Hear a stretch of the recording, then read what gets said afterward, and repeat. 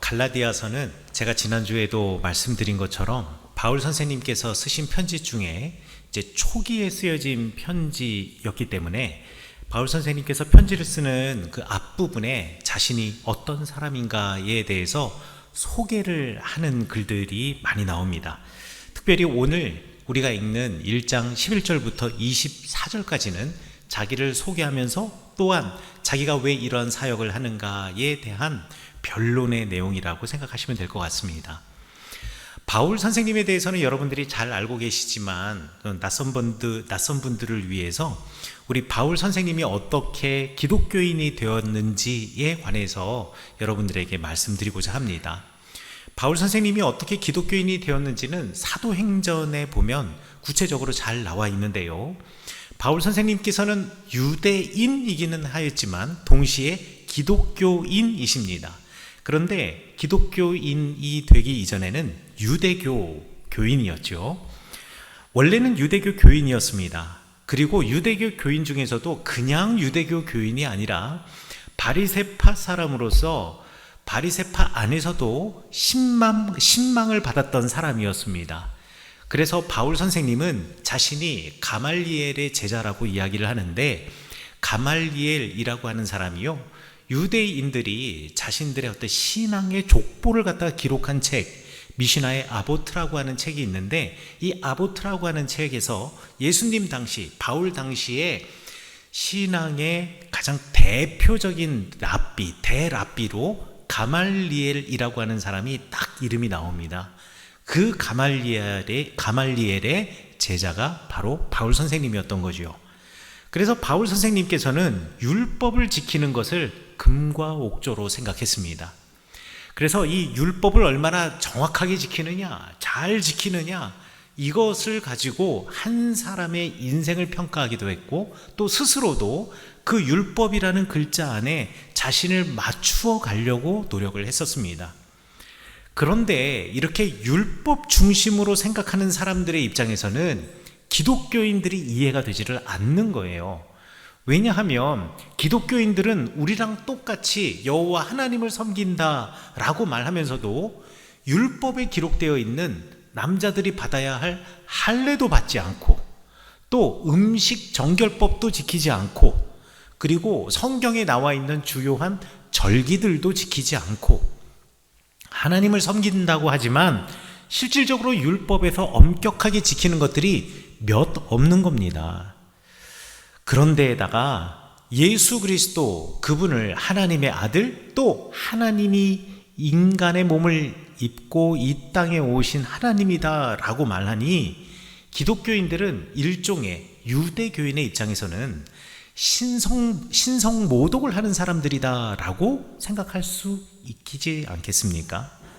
그래서 바울 선생님은 예수님을 만나기 전까지 기독교인들을 매우 싫어했고, 또 그 이후로 기독교인을 박해하였습니다. 기독교인을 박해하기 위해서 다메섹이라고 하는 도시로 가는 길이었습니다. 바울 선생님은 원래 예루살렘에 계시는데, 다메섹이라고 하는 곳은요, 현재 시리아의 수도 다마스커스이거든요. 그 먼 길을 갔습니다. 우리 그 길을 가는 동안에, 다메섹으로 가는 길에 갑자기 호련히 하늘로부터 큰 빛이 비추는 겁니다. 다메섹으로 가는 길은 그곳에서 예배를 드리고 있는 기독교인들, 다메섹 회당에서 예배를 드리고 있는 기독교인들을 색출해서 그들을 박해하려고 가는 길이었는데, 그 가는 길에 호련히 하늘로부터 큰 빛이, 아주 눈부신 빛이 바울 선생님을 감싸 안는 겁니다. 그래서 어쩔 수 없이 그 빛에 압도되어서 바울 선생님이 쓰러지죠. 쓰러진 이 바울 선생님이 갑자기 아무것도 보이지 않는 겁니다. 아무것도 보이지 않고 이 빛은 지나갔음에 그냥 보여야 할 것 같은데, 눈부심 때문에 앞이 안 보이는 것이 아니라 그때 이후로 전혀 보이지 않는 거죠. 바울 선생님이 매우 의기소침했습니다. 어마어마한 상실감이 들겠죠. 여러분, 날 때부터 아예 아무것도 못 본 사람하고 내가 평소에는 보던 사람이 갑자기 눈이 안 보이게 되면 이 둘 사이에 아주 뭐라 그러죠? 답답함과 그리고 내 마음속에 있는 어떤 그 상실감은 보다가 못 본 사람이 훨씬 더 클 겁니다. 바울 선생님이 그래서요, 성경에 보면 먹지도 못했고 마시지도 못했다. 아무것도 할 수가 없는 거예요.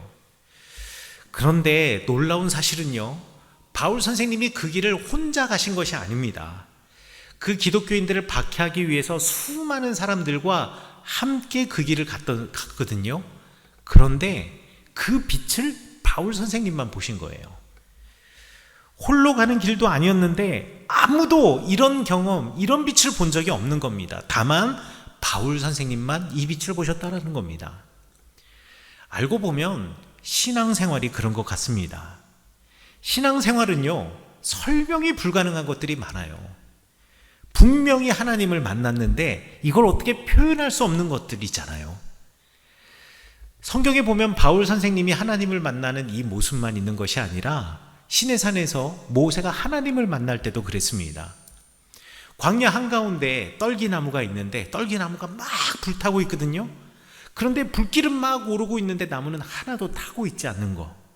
내가 그 불 속에서 그 불타는 떨기나무 가운데에서 음성으로 하나님을 만났다라는 말을 세상에 누가 믿을 수가 있겠습니까?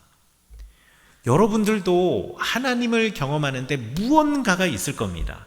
어떻게 표현할 수 없는 무언가, 나도 설명할 수 없는 무언가. 저도 하나님을 처음 만났을 때, 예수님을 처음 만났을 때가 중학교 1학년 겨울방학이었는데요, 찬양을 듣고 있는데 왠지 모르게 가슴이 막 뛰는 겁니다. 그리고 눈물이 나는 거예요. 그거 어떻게 설명할 수가 없어요. 그 찬양을 저만 들었겠습니까?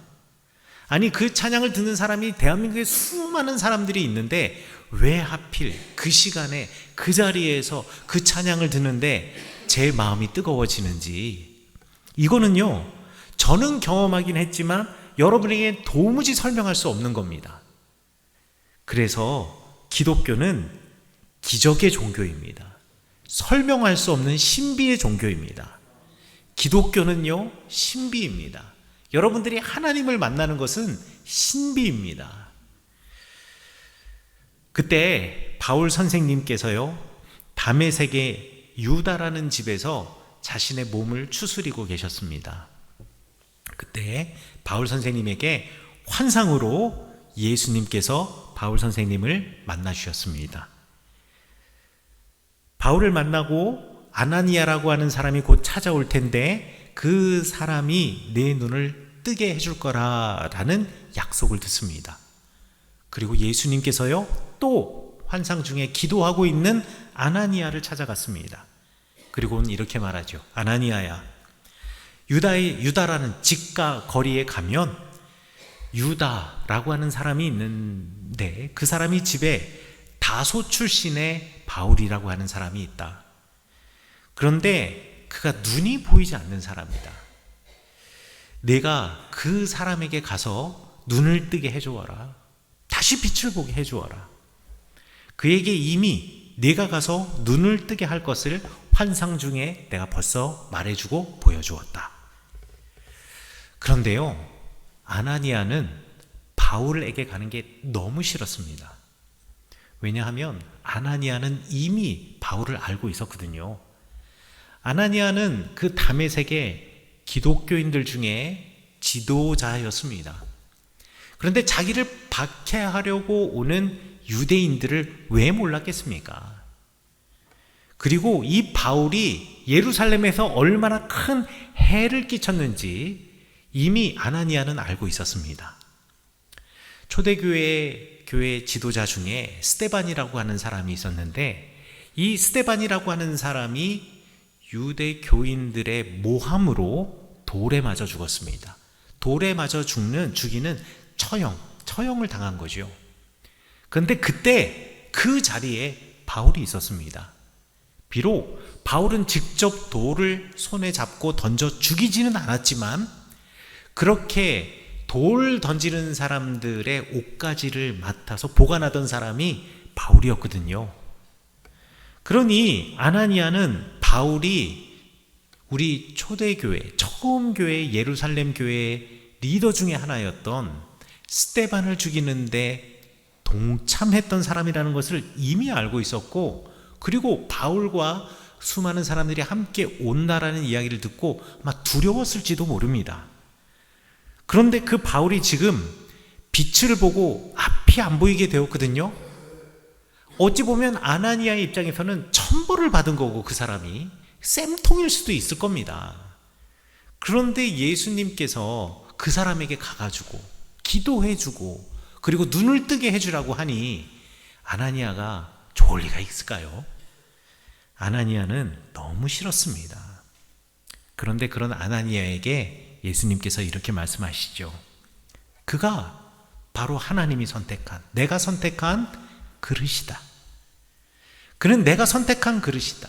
그에게 담을 복음이 있고 그에게 담을 나의 마음이 있다. 그는 내가 사용할 그릇이니까 그에게 찾아가서 그 머리에 안수해주고 그 눈 위에 안수해주고 낫게 해주어라. 어떻게 그럴 수가 있을까요? 어떻게 예수님이 그런 말을 하실 수가 있을까요? 완전히 나와 다른 사람, 우리 기독교인과는 전혀 관계없는 사람인데 그를 왜 하나님이 선택하셨으며 왜 예수님께서는 그를 하나님의 그릇, 복음을 담을 그릇이라고 말을 할 거예요. 아나니아는 도저히 이해할 수가 없습니다. 하지만 그럼에도 불구하고 아나니아는 바울을 찾아갑니다. 이게 신앙생활의 또 한 기적입니다. 내 의지와 상관없이 하나님이 이끄시는 대로 살아가는 인생, 이게 신앙입니다. 또 그렇게 살아갈 때 또 다른 복음의 씨앗이 뿌려지는 것, 이게 바로 신앙의 신비이고 하나님 나라의 신비입니다.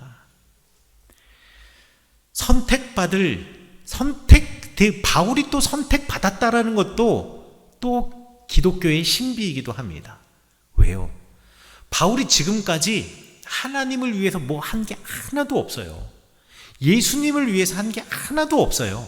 오히려 기독교인들을 박해하는 자리에 서 있는 사람인데, 아니 그런데 그를 하나님의 그릇으로 쓰겠다고 한다니, 바울은 어찌 보면 자격이 없는 사람이거든요. 그런데 자격 없는 그 사람을 하나님의 그릇으로 쓰시는 거, 이게 바로 기독교의 신비입니다. 제가 목사이지만, 아니 제가 여러분보다 뭐가 더 잘났기에 하나님께서 저를 목회자로 부르셨겠습니까? 이게 신비입니다. 여러분들 교인으로서 성은교회에서 함께 우리가 예배드리고 있습니다. 그런데 여러분, 교회 바깥에서 지금 예배드리지 않고 있는 기독교인이 아닌 사람들 중에도 여러분들보다 훨씬 더 고매한 인격을 가지고 사람들로부터 존중받는 사람들이 참 많거든요. 그럼에도 불구하고 하나님께서 여러분들을 부르셔서 이 자리에서 예배드리게 하셨다라는 것, 이게 신비라는 겁니다. 이게 은혜고 이게 기적입니다. 그래서 우리 기독교는 기적의 종교, 은혜의 종교, 신비의 종교라고 말할 수 있는 것입니다. 바울 선생님의 신앙은 그 시작부터 은혜였습니다. 그래서요, 바울 선생님은 그 처음 시작을 잊지 못했습니다. 바울 선생님은요, 율법을 참 잘 알고 있었던 분입니다. 율법의 조목조목 하나하나 모르는 것이 없는 그 당시 학자 중에 학자였습니다. 그런데 말이죠, 바울 선생님은 율법은 잘 알고 있었지만 하나님은 만나보지 못한 사람입니다.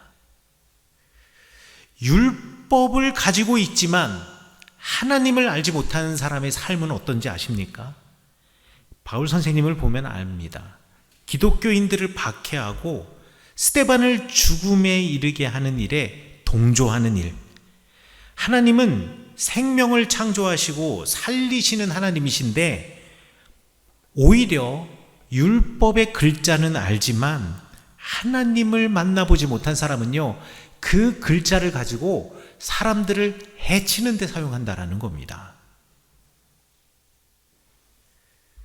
그런데 이 바울 선생님이 첫 예수님과의 만남을 통해서 자신의 모든 것이 깨져나가는 경험을 하게 되었습니다. 첫 번째로는 내가 핍박하던 아나니아가 나를 위해서 기도해 주었다는 게 충격이었습니다. 바울 선생님에게는. 아나니아는 내가 잡으러 간 사람이었고요. 그리고 내가 그를 끌고 가야 할 사람이었고요. 스데반처럼 그 다마스커스의 교회 지도자 중에 하나였기 때문에 어찌 보면 내가 돌로 쳐 죽여야 할 사람이었습니다. 그런데 하나님께서는 너무나 아이러니하게 그 아나니아가 바울을 위해서 기도해주고 바울의 눈을 뜨게 하는 역할로 사용하셨습니다. 내가 핍박하던 사람 아나니아가 나를 위해서 기도해 주었다. 바울 선생님에게는 이게 큰 충격이었습니다. 아나니아에게도 충격이었죠. 나를 잡으러 온 사람, 나를 핍박하러 온 사람을 위해서 내가 기도해주고 그를 살려주는 충격. 바울 선생님은 이 충격으로 내가 이 땅을 살아가는데 글자로 살아가는 것이 아니라 율법으로 살아가는 것이 아니라 은혜로 살아간다는 것을 알게 되었습니다. 오늘 성경 본문의 말씀에서 계시, 내가 하나님으로부터 계시를 받았다. 이것은 율법의 권위에서 비롯된 것이 아니다 라는 말의 그 계시라는 말이 바로 은혜의 삶, 은혜와 기적의 삶을 지칭하는 말입니다. 바울의 삶이 율법의 삶에서 은혜의 삶으로 옮겨간 것입니다. 그런데 그 옮겨갈 때 바울 선생님을 흔들어 놓았던 한마디가 있었습니다. 그게 무엇이냐? 당신이 하나님의 그릇입니다. 당신이 예수님이 쓰실 복음의 그릇입니다. 지금 아나니아는 누구죠? 내가 죽이러 간 사람이에요. 내가 핍박하러 간 사람이에요. 그런데 핍박을 하러 간 그 사람, 핍박하러 간 그 사람이 어찌 보면 사회적으로 나보다 약자인데도 불구하고 그가 나를 원수 삼지 않고 내게 당신은 하나님이 쓰실 그릇입니다 라고 말해주는 그 말 한마디, 그리고 내 눈을 뜨게 해주는 간절한 그 기도는 바울 선생님의 인생을 송두리째 바꿀 수밖에 없었습니다. 그때 이후로 바울은 율법의 글자로 사는 것이 아니라 하나님의 은혜로 살게 되었고, 글자로 사람을 핍박하는 것이 아니라 은혜로 사람을 살리는 일에 앞장서게 됩니다. 우리도 신앙생활을 하다 보면은요, 신앙생활을 글자로 하는 사람들이 있습니다. 글자로 한다라는 말은 뭔가요? 내가 성경 말씀도 알고 성경도 읽고 기도도 하고 예배도 하고 다 하는데, 그런데 이 글자가 나에게 율법이 되어서, 신앙생활이 나에게 율법이 되어서 사람을 살리지 않고 바울처럼 누군가를 정죄하고 돌을 치는 일에 앞장선다라는 거지요. 제가 사실 여러분들이 어떤 신앙을 갖고 있는지 모릅니다. 아니요, 내가 어떤 신앙을 갖고 있는지를 우리 목사님이 모른다고? 아니요, 제가 알고 있기는 해요.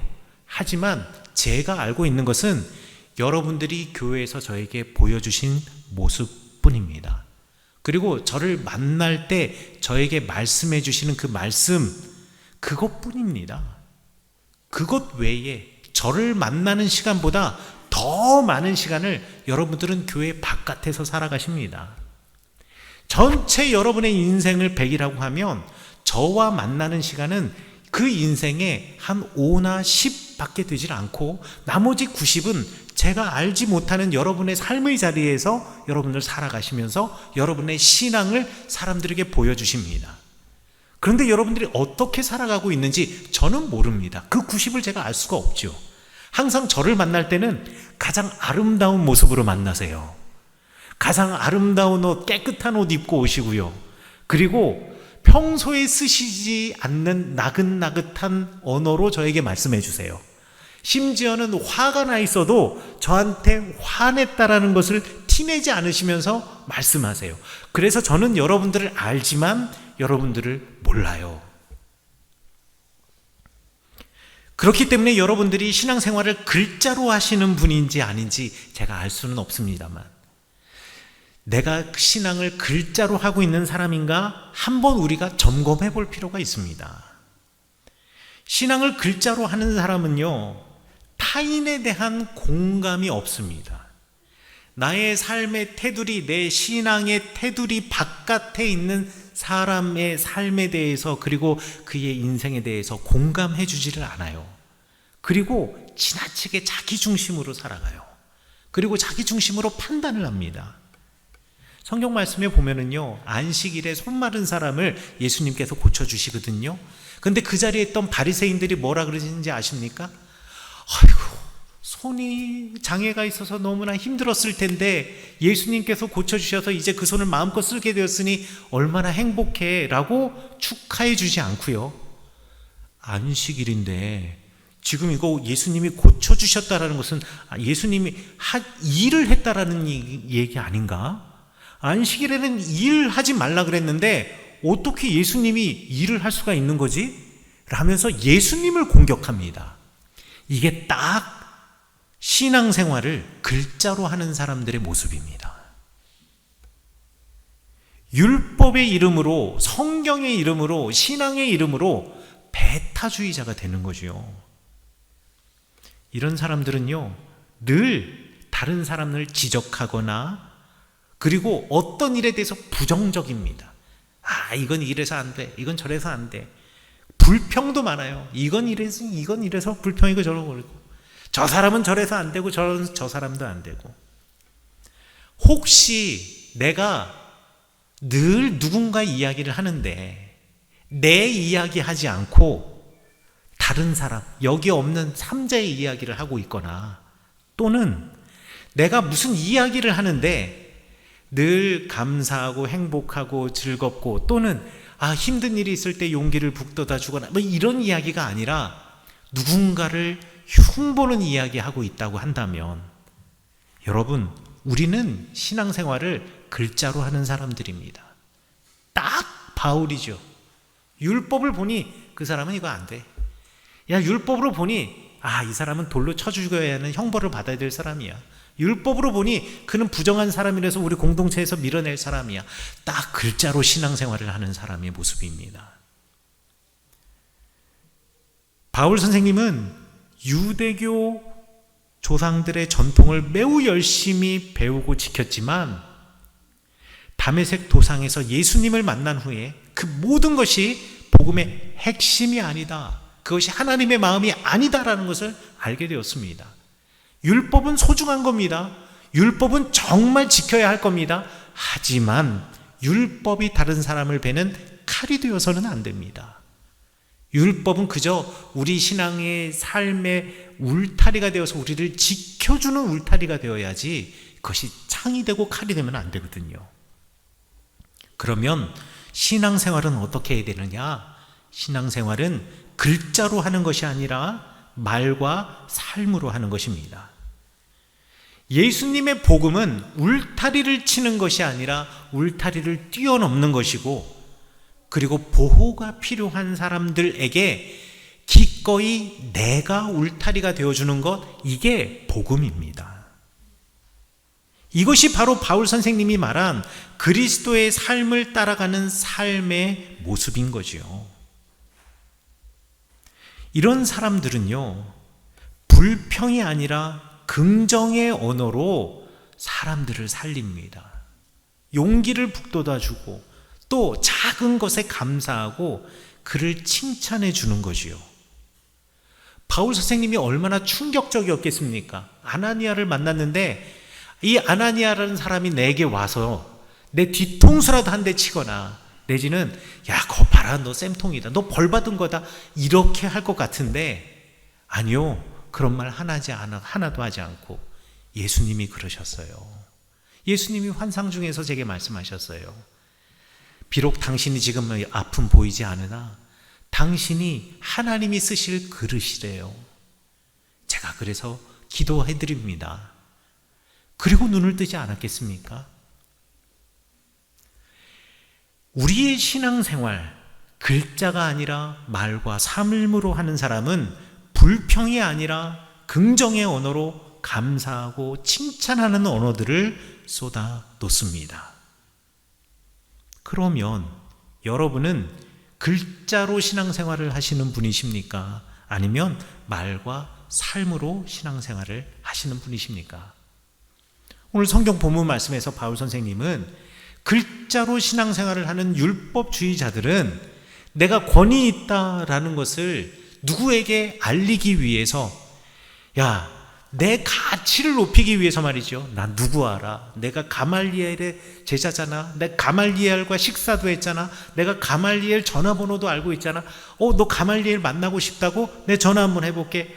전화하면서 전화 한 통화하는 모습 보여주고, 이런 걸로 자신의 가치를 자신의 존재 가치를 드러내 보이고자 하는데, 바울 선생님이 이게 다 허망하다, 헛되다 라고 말씀하시며, 내게 가르쳐 주신 하나님의 은혜, 내게 가르쳐 주신 하나님의 복음 찾아가서, 아나니아가 했던 것처럼, 아나니아가 나를 찾아왔던 것처럼 찾아가서 격려해주고 칭찬해주고 사랑해주는 삶, 나 그런 삶을 살겠습니다. 나 그런 삶 살고 싶은 사람입니다 라고 갈라디아 교인들에게 지금 말하고 있는 겁니다. 여러분, 바울 선생님은요, 일생이 바로 이것을 지켜낸 일생이었습니다. 바울 선생님 하면 제일 먼저 생각나는 게 뭡니까? 선교 여행, 이거 생각나잖아요. 바울의 선교 여행, 온 아시아와 로마와 유럽을 향하여서 복음을 전했던 바울 선생님. 왜 바울 선생님이 그렇게 많은 곳을 다니셨겠습니까? 얼마나 피곤했을까요? 지금처럼 비행기 타고 가는 것도 아니고, 그때 가봤자 운이 좋으면 마차를 얻어 탔을 것이고, 나귀 타고 갔을 것이고, 가는 여러 가지 방법들이 있지만 오늘처럼 쉽지는 않았을 겁니다. 그럼에도 불구하고 그 길고 먼 길을 갈 수 있었고 평생을 그 일을 할 수 있었던 것은, 내가 처음 하나님 만났을 때 하나님께서 아나니아를 통해서 하셨던 그 일, 찾아가서 격려해주고 칭찬해주고 사랑해주었던 그 마음이 가슴속에 새겨져 있기에, 나도 그 하나님의 마음을 가지고 아나니아처럼 찾아가서 격려해주고 칭찬해주고 사랑해주려고, 그러려고 내가 부름을 받았다, 나는 그렇게 살겠다라고 다짐했기에, 그리고 그것을 끝까지 지켜내는 삶을 살고자 했기에 복음을 들고 세상으로 나갈 수 있었던 것입니다. 마이클 리브스라고 하는 사람은 우리가 신앙을 글자로 하는 사람들을 무엇이라고 말했느냐? 복음주의 바리새인이라고 말했습니다. 복음은 가지고 있지만 바리새인처럼 그 사람을 평가하고 누군가를 평가하고 늘 불평하고 늘 다른 사람 이야기하고, 그리고 늘 부정적이고 늘 나를 드러내 보이지 않으려고 하고, 그리고 나를 숨기고 치장하려고 하는 사람들, 외식하는 사람들, 이 사람들은 복음주의 바리새인들입니다. 그러나 진정 하나님을 만난 사람이라고 한다면 신앙생활은 말과 삶으로 하는 것입니다. 찾아가고 격려해주고 칭찬해주고 사랑해주시는 하나님, 그 하나님이 여러분들을 찾아오셔서 여러분의 인생을 격려해 주시고 칭찬해 주시고 여러분들을 품어주신다면 얼마나 행복하시겠습니까? 그렇다면 여러분들도 세상의 많은 이들, 그리고 내 옆에 있는 사람들을 찾아가고 격려해 주고 칭찬해 주고 사랑해 주시기 바라겠습니다. 여러분, 한번 옆에 있는 사람 얼굴 한번 보세요. 우리 가족일 수도 있고 아니어도 상관없습니다. 한번 딱 보세요. 그리고 빨리 저를 쳐다보십시오. 지금 잠깐 본 바로 그 옆에 앉아 계신 분, 칭찬할 게 뭔가요? 갑자기 기억 안 나시죠? 이제부터는요, 누구를 만나더라도 아, 이 사람 칭찬할 거 이거지. 꼭 알고 계시기 바라겠습니다. 여러분, 다음 주가 추수감사주일입니다. 여러분들 여러분의 인생에서 올 2025년을 살아오시면서 어떤 감사를 하셨나요? 어떤 게 감사하나요? 어떤 열매를 맺으셨나요? 매년마다 제가 추수감사주일 특별 새벽기도의 기간이 되면 이 주간에, 감사 특별 새벽기도의 주간에 여러분들이 송구영신 예배 쓰셨던 기도의 제목들 편지 봉투에 넣으셨던 거를 다시 발송해 드립니다. 거기 보면 그 기도의 제목 중에 올해 이루어진 것들이 분명히 있을 겁니다. 그런데 그 이루어졌던 걸 보면서 그냥 흐뭇해하며 아, 기도 제목이 이루어졌네 라고 생각할 수도 있겠지만 이렇게 한번 생각해 보십시오. 하나님이 이렇게 이루어 주셨는데 내가 감사하지 않았었네. 가족끼리도 늘 칭찬해주고 격려해주고 이웃끼리도 늘 칭찬해주고 격려해주는 삶을 살아가시며 글자로 신앙생활을 하는 사람이 아니라 말과 삶으로 신앙생활을 하는 이들이 되어서 여러분 복음주의 바리새인이 되는 것이 아니라 하나님의 자녀 되시는 여러분 되시기를 간절히 축원합니다.